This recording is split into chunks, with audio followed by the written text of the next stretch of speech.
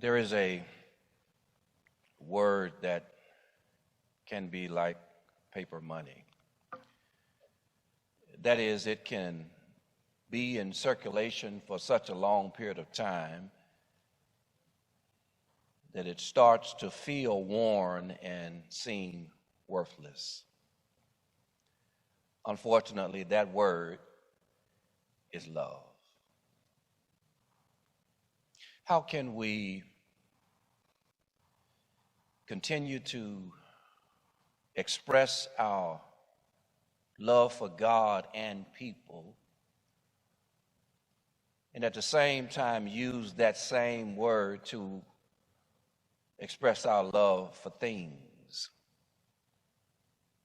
You know how we've heard, I love the feel of stuffed animals.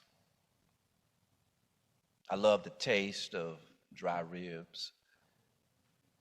I love the smell of bacon coming from the kitchen. I love the sound of raindrops dancing on a tin roof. And I love to see the bride coming down the aisle. Whenever we use such a special word like love carelessly, it loses some of its meaning.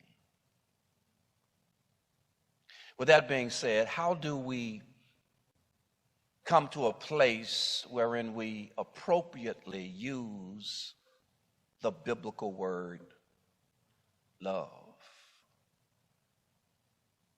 Well, like our devices from time to time need updating,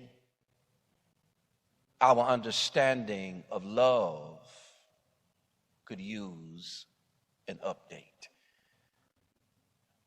To begin, we could hear the words of John in 1 John chapter 2, where he, as the apostle of love, not only talks about or writes about love, but John at the same time challenges us to think again about our understanding of biblical love. John has already mentioned the importance of obeying God's commands in general. But then in verses 7 through 11, he brings us forward by talking about God's command to love one another in particular.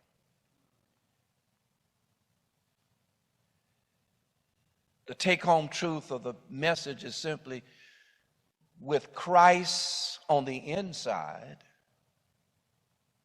you can love in a way you couldn't before.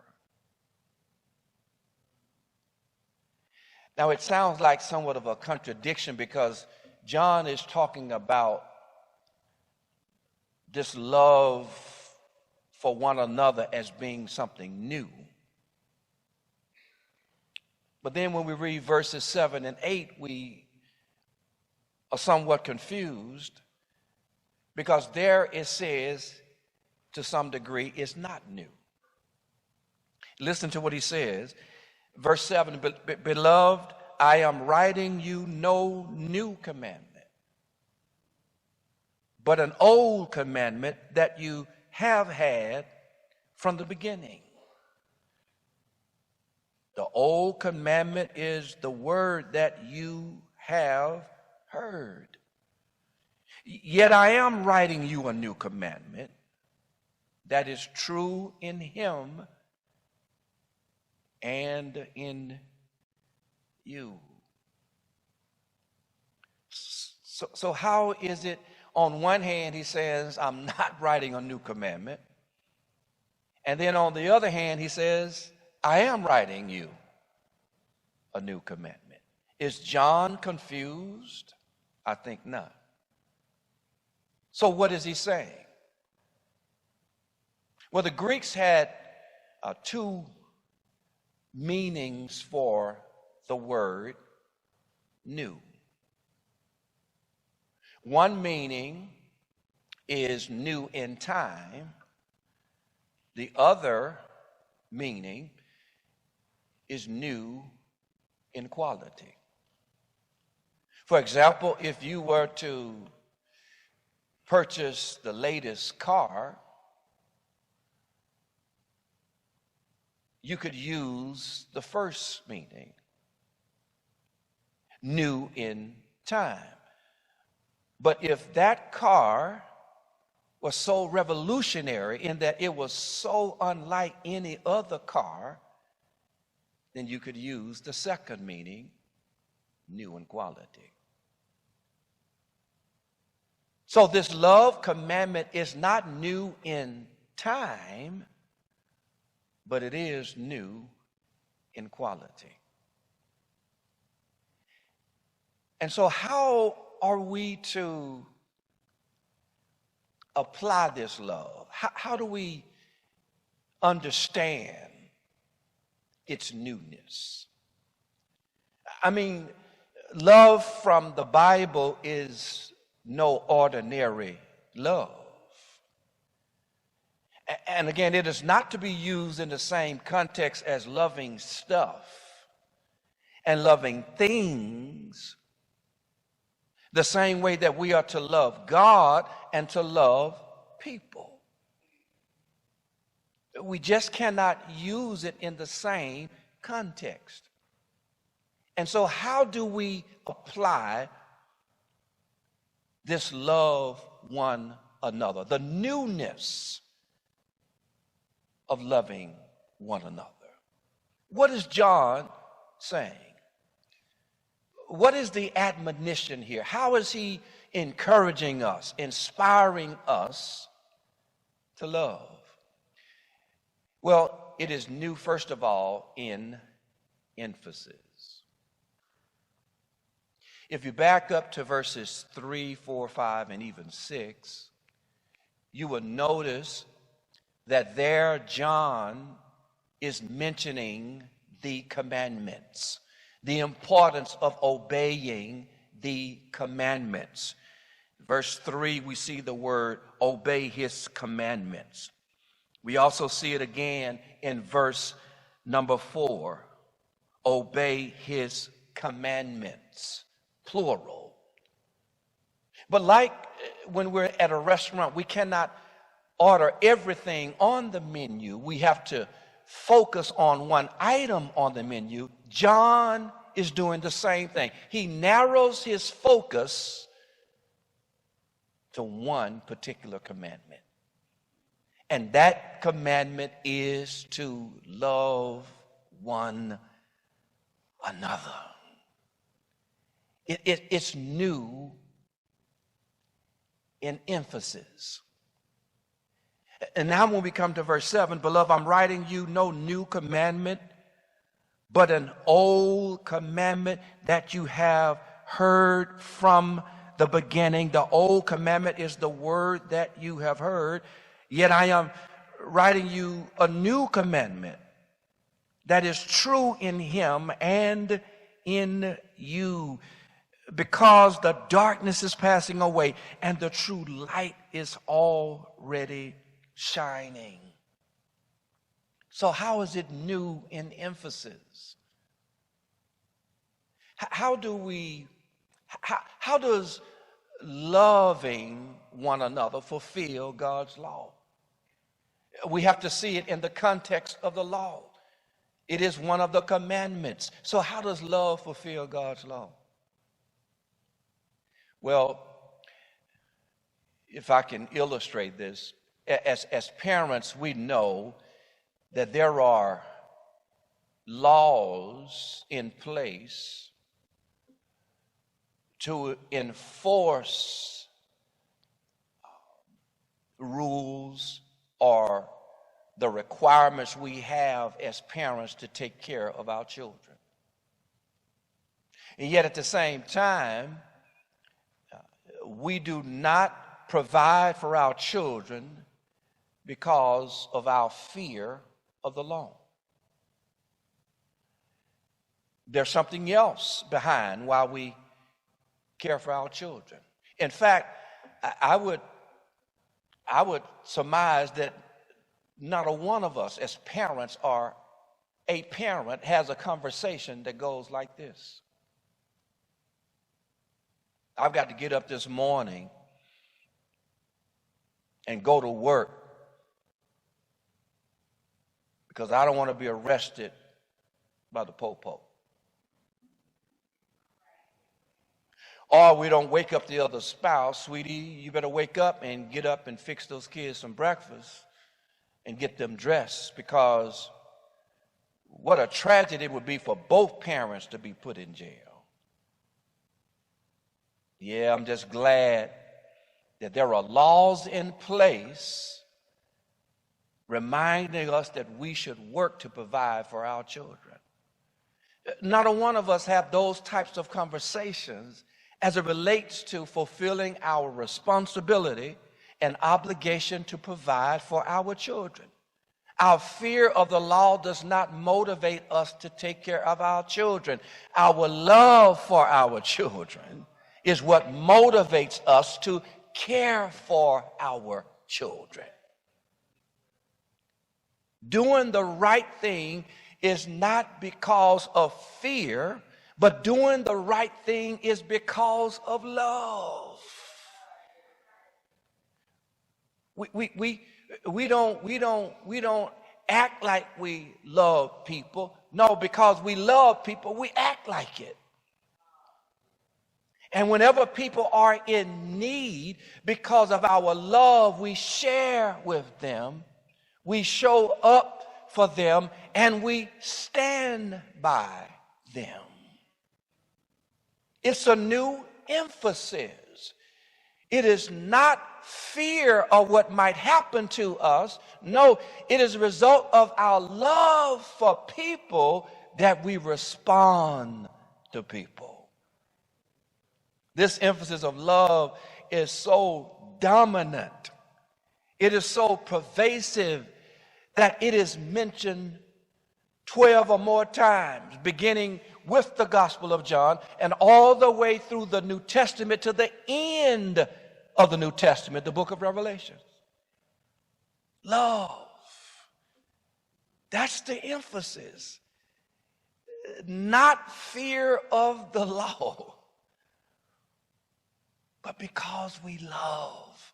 And the only way you and I can love like this, at this depth and at this level, it is the presence of Christ himself. And because he is in us, we are now empowered, equipped to love in a way we never could before. It's the presence of Christ inside of us. Not only is it new in emphasis, this love fulfills the law of God. God loves because God is love. But there's a second emphasis, or there's a second way in which this love is new. Perhaps you watched Black Panther. And there's a climactic scene in the first movie that illustrates how this love is new. King T'Challa has thrust the spear into the chest of his cousin Eric Killmonger. And Eric is knowing the end is near. He begins to reflect upon the words of his father. And he recalls how his father said, "There's no sunset like the sunset in Wakanda. And he's slowly passing away. And the king helps him up and he takes him above to the edge of the mouth of the cave, and they're sitting there, and he allows him to see the sunset. And the king knows he's slowly dying, and in spite of how he has fought him and how he's been against him, he offers to bury him with the royal family, with all of the rituals of Wakanda, all of it. But because of the anger, hatred, bitterness in his heart, Killmonger refuses it, rejects it. And within a matter of minutes, he dies. And in that scene, we have an example of what this love, this new love is about.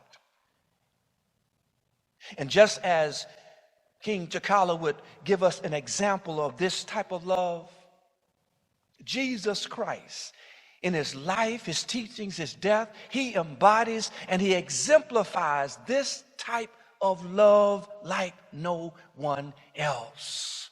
It is new in emphasis, but then number two, it is new in example. Listen to what John says in verse number 8. He says, "Yet I am writing you a new commandment that is true." Here it is, in him, Christ. That is our example.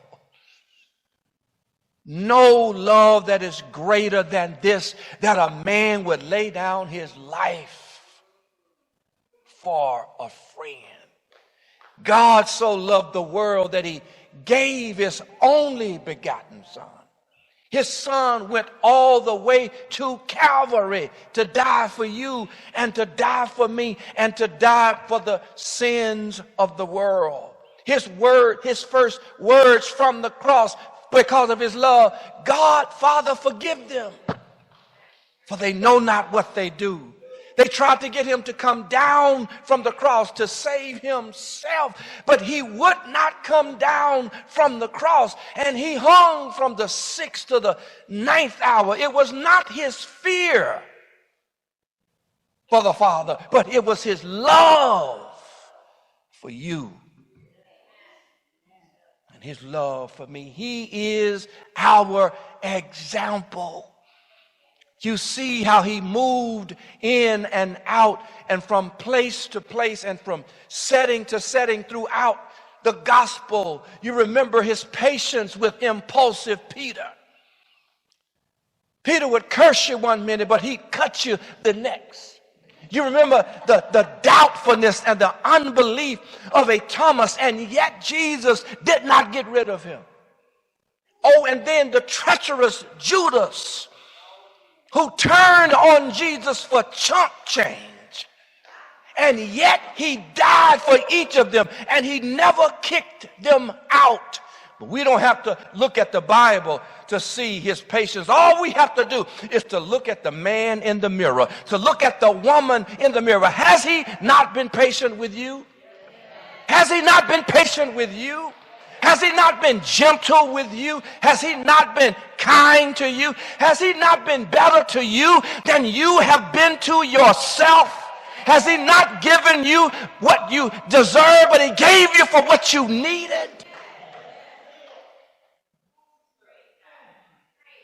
That's the example that you and I have in Christ. But not only should that be example, and it is in him, it shouldn't be absent in you.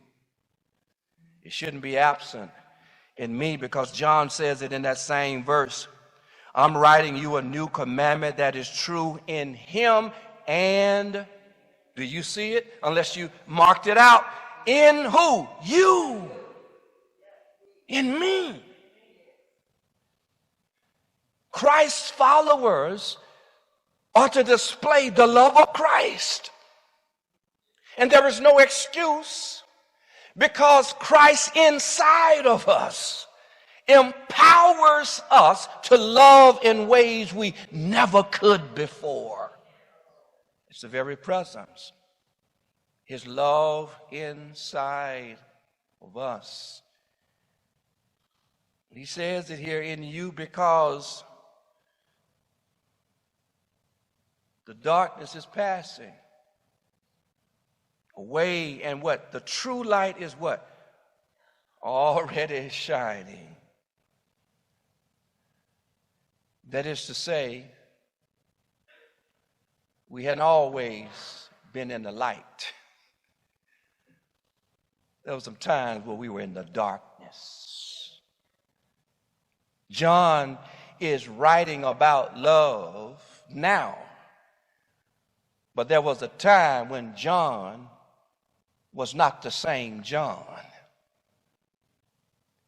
You remember when James and John, they see some people who do not belong to Jesus, and they want to call down fire from heaven to destroy them. And James and John had a temper like James Evans on Good Times. And Jesus has to give them nicknames, sons of thunder, that they would try to sick Jesus on other people.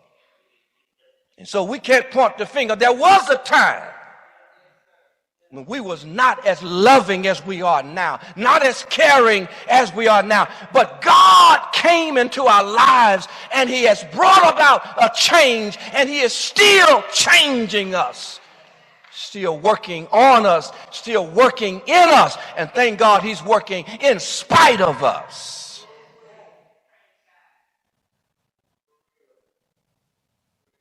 With Christ inside,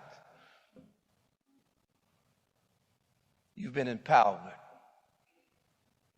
to do what you never could do before. I've been equipped to do what I've never been able to do on my own. Is this newness on display in your life? New in emphasis? New in example? And he gives us one more way in which it is new. It's new in experience. Look what he says. He continues with this light. And whenever you talk about light, you got to know there's a contrast, darkness. And so in essence what he is saying, light and love go together. He says light, or love rather, light practices love. When you walk in the light, you're practicing love. But then he says, just like love and light go together, hate and darkness go together. And so when he talks about is new in experience, he is reminding us that this love and light, it goes together in that it manifests itself in fellowship. He helps us with that. There are basically two types of relationships that believers have. The first, and it's fellowship. The first is the vertical fellowship. And the second is the horizontal fellowship. The first is Godward. And the second is usward. In essence, he says, you can't be in fellowship with God whom you never seen, and out of fellowship with your sister or your brother that you see daily. He says you cannot be in fellowship with God and out of fellowship with humanity at the same time. He says you can't do it. He drives home the importance of fellowship. How can we say we love God and in the next breath we don't like people? If you can't say amen, say ouch or something, so I know you're still breathing. He's talking about, again, fellowship with God and fellowship with other believers. And here he drives home the importance of us never forsaking the fellowship. Not only fellowship with God, there should never be a chapter, a season in our lives where regardless of what is going on outside of us or inside of us or around us, that we are not in fellowship with God. Nor nothing happening in us, nothing happening to us, nothing happening around us, that we break the fellowship with God's people. How can we string church, but don't string the club, don't string football, don't string, not understanding the significance of fellowship not only with God, but with one another.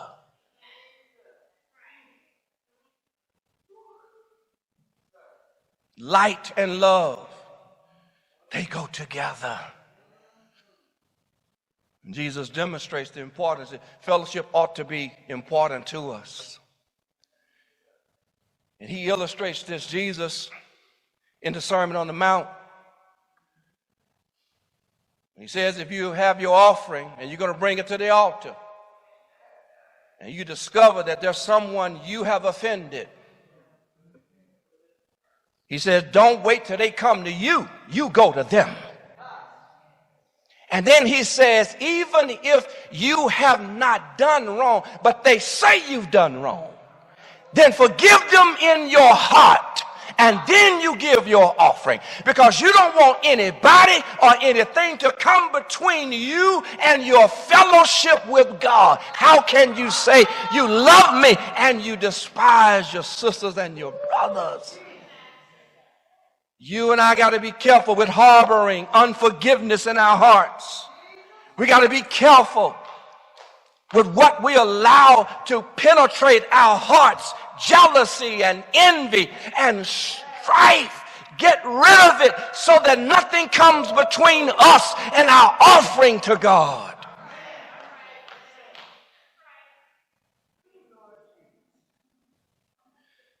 Does love and light go together? But hatred and darkness goes together. John says, whoever says I'm in the light while hating a brother or sister, there it is, he's still in the darkness.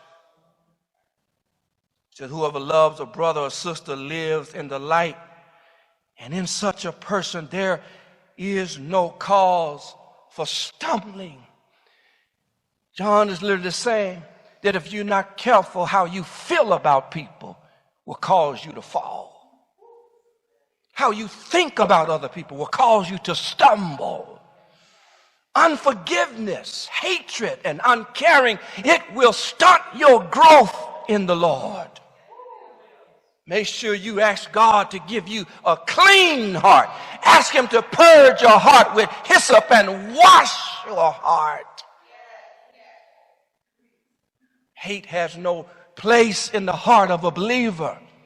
Jealousy has no place, regardless of what someone has done to us.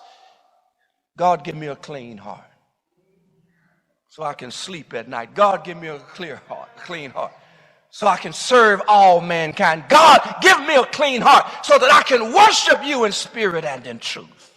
Give me a clean heart, God. But this hatred and darkness, it goes together. An example of this is in the book of Esther. Of course, you know the Jews have been in captivity in Persia. And Haman, one of the king's chief men, despises the Jews. And the only thing that can satisfy his hatred for the Jews is to kill every last one of them. And he puts a plan in place. He begins to plot and plan their demise. And to cut across the field, just to give you the essence of the plan, he builds gallows to hang them. Oh, but tables turn. And the very gallows that he built for them to hang from, he would end up hanging from one of them. Hatred and darkness, it goes together. And that is why you and I, God, please don't allow it to fester in my heart. Me wanting somebody else to fail and somebody near and dear to me will fail. Me wanting to see someone else destroyed and someone near and dear to me will experience destruction. God, get hatred out of my heart. See, he says, cause you not to stumble. That is, hatred will make you a stumbling block. And you and I don't want to be stumbling blocks. We want to be stepping stones. As stepping stones, we lift people higher. As stepping stones, we pray for people fervently. As stepping stones, we give generously. As stepping stones, we serve faithfully. God, I don't want to be a stumbling block. I want to be a stepping stone. Don't you want to be a stepping stone? Don't you want your life to be used for God's glory and for the good of others? That others might come to know him through you? That he might use you in ways and means that people will see you as a blessing? They will be happy to see when you come and sad to see when you leave. They will be able to recall how God reached through you to be a blessing to them. Don't you want to be a stepping stone? You know, love is powerful. Maybe you're like me, you've seen all 25 Rocky movies. I'm embellishing a little bit. But perhaps the most memorable Rocky was number 5. In Rocky IV, he had injured his eye and he had to retire. Then there's this new upstart named Tommy Gunn, and he really wants to be the best, and so he talks Rocky into being his trainer. Rocky says yes, it was a way perhaps for him to kind of stay on the scene of boxing, and he teaches him everything he knows. And I mean, Tommy Gunn begins to rise to the top. He's beating everybody. But then something happens to him that our ancestors used to say, don't ever get too big for your britches. And his success goes to his head. All the fame, all the fortune, all the cameras and lights. And so now he feels as if he doesn't need the old man anymore. He's got everything under control. And so he gets rid of Rocky, but not only does he get rid of Rocky, but he changes on Rocky. Calls him an old washed up, deadbeat, no good for nothing. And one day he actually comes to Rocky's house. And the last 15 minutes of the movie focuses on this particular scene where he comes to another man's house and threatens what he's going to do to him and his family. Rocky wasn't having that. He tore his shirt off, and they started fighting inside the house, but it ended up spilling over into the streets. And now it's an all-out brawl, and people are watching. And you know, everybody got a phone all the time, and so they didn't record it, but they called the news personalities, and they came down, and now cameras are rolling. Rocky and his protege Tommy Gunn, and Rocky he's just getting beat down because Tommy Gunn is too young, he's too strong, he's too fast.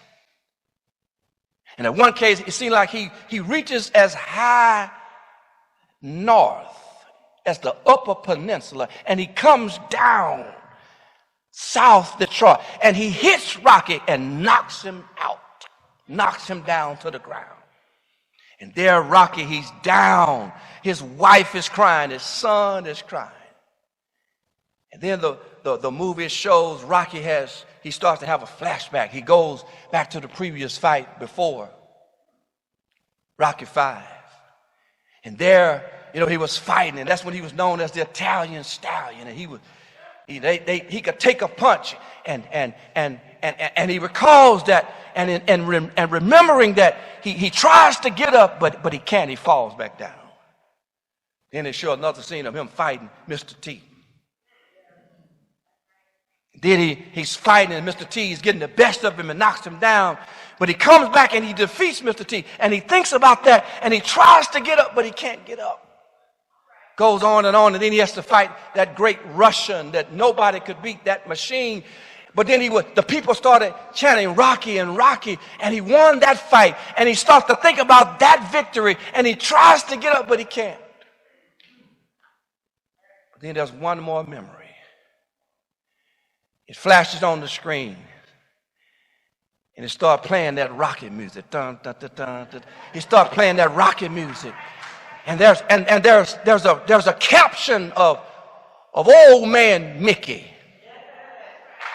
and Mickey, Rocky is down, and Mickey says, "Get up, you bum, because I love you." Now Mickey is dead now, but that memory comes to his mind, and all of a sudden Rocky, he's able to get to his knees, and he rises to his feet, and Tommy has walked away, and he says, "Tommy, I got one more round left in me. Come on back." And Tommy Gunn comes back, and now Rocky is able to defeat him. And it took somebody from the grave to come back just to say, "I love you." If you don't think you can love certain people, we had somebody who was dead, and he came from the grave.